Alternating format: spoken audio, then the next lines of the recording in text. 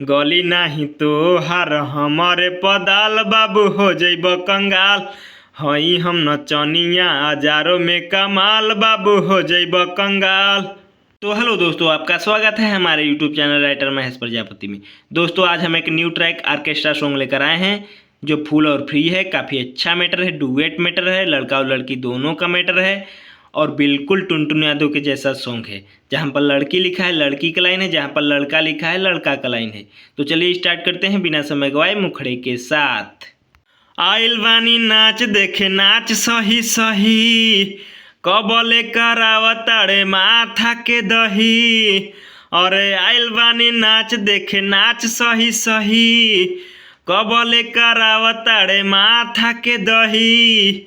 बनताड़ा न बाबू करेला फुटानी, 10-20 लेके करेला मन मानी।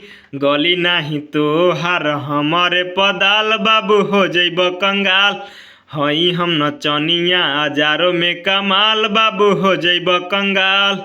अंतरा फर्स्ट। तोहरे जैसन नचनिया नचाइले 1000 रुपया के बल पर लगाई दे बाजार।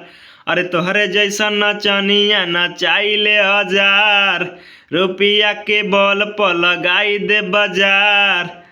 दोसरा के धन पकड़ेला न बाबी, आँख दुनो लाल भइल लागेला शराबी। नचनिया के चक्कर में बाड़ा तू बेहाल बाबू हो जइब कंगाल। हई हम नचनिया हजारों में कमाल बाबू हो जइब कंगाल।